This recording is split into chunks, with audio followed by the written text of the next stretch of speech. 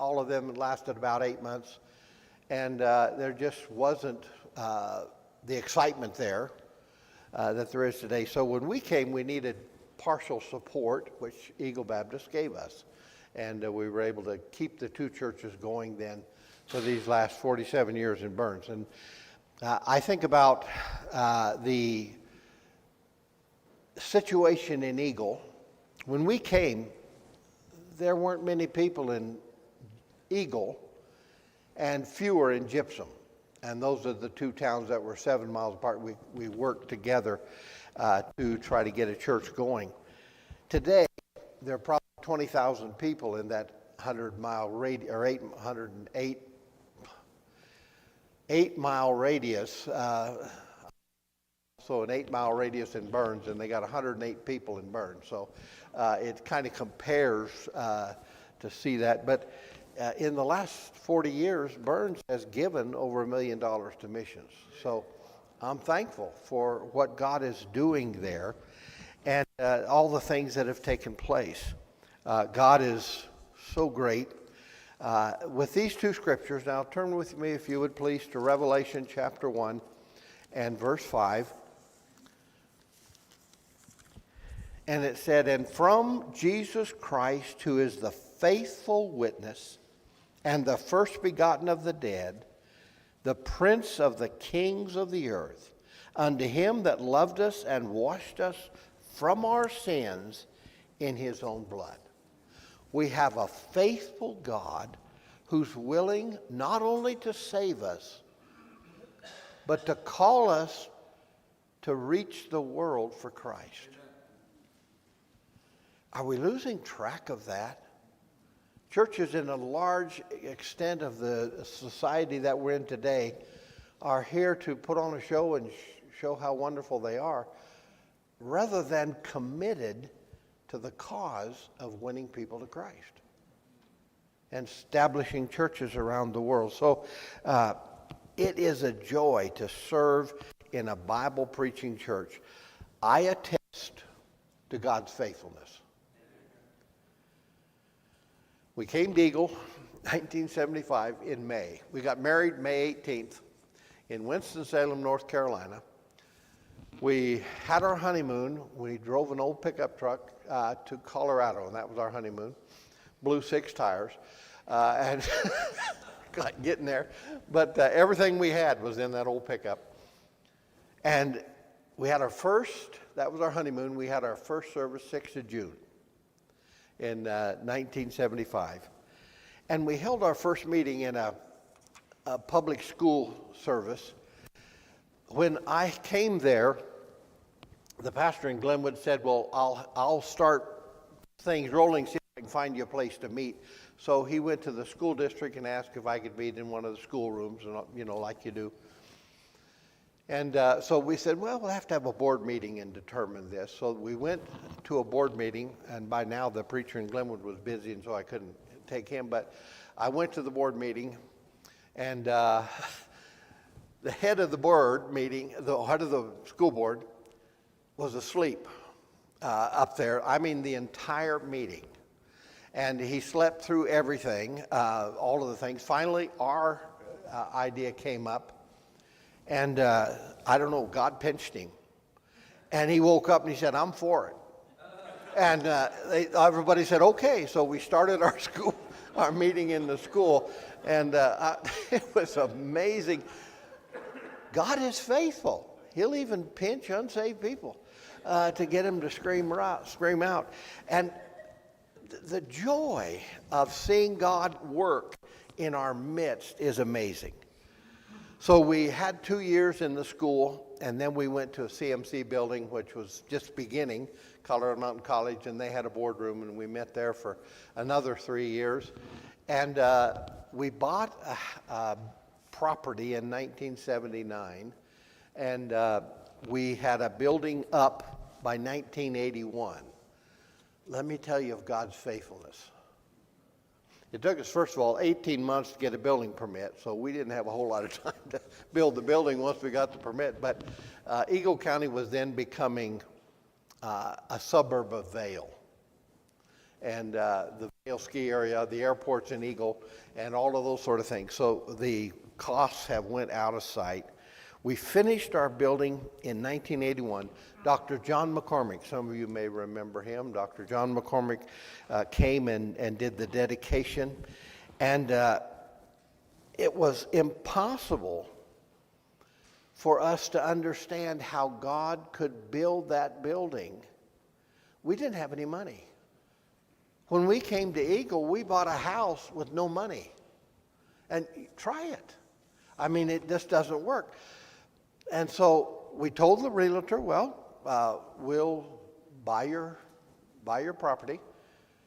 And for a place to live, it was cheaper to buy than it was to rent. So we bought an old boat fixer-upper. And God somehow gave us not only the money, but the financing to do the building, to build the house. We did not, we paid it off in a short period of time, 10 years, and it was paid off. But one of the things that was so amazing to me, the preacher in Glenwood said, we're going to have camp here pretty soon. Take me to Grand Junction in your pickup, and we'll get all the supplies we need to go to camp. And so we went to Grand Junction, and what I didn't understand was he's looking for somebody to help us to finance a house we're buying. And we walked into a place where some of these men would be, and God let us meet Larry Hoggett, an old man, and Faye Curtis said, this is the fellow that's starting a church in Eagle. He needs money to finance his house. Where are the people that own this building? And he said, well, how much does he need? And he said, well, the house is going to cost him so much, but a down payment is $4,000. Well, he said, how much does he want? And he reached for his checkbook. I'd never met the man, didn't know anything about him. God is faithful. God is faithful. Larry Hoggett came up 2 or 3 weeks later, walked through this, what we call needs a little work, house, and he said, oh, this is great. I'll just send me $100 a month and we'll call her good. Well, I sent him $100 a month. No, wait a minute. He said, send me $50 a month and I'll take care of it. I sent him $50 a month. He sent me back $100. I said, this is a pretty good deal. And every month we'd send him $50, he'd send us back $100. Constantly, that was, it turned out to be part of our support so we could stay there.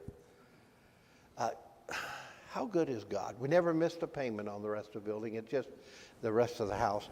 Still have it, and it's where we're living presently. It's just amazing. God is faithful. How often do we need to understand that God owns the cattle on 1,000 hills? It's just a joy. In building our building, we would start building, and we got money coming in. If we would start building, we borrowed a front-end loader and dug a foundation. As soon as we did that, money started pouring in. We got money from Saudi Arabia. We got a fella later on from Nebraska that I had never met or seen, and he said, I've been praying that a church would start in Eagle. Here's a pile of money, put it on the building. And all the different places that the money came from was unbelievable. We never financed a nickel on the building. God gave us everything we needed. And God is faithful to do these things. Our building was completed.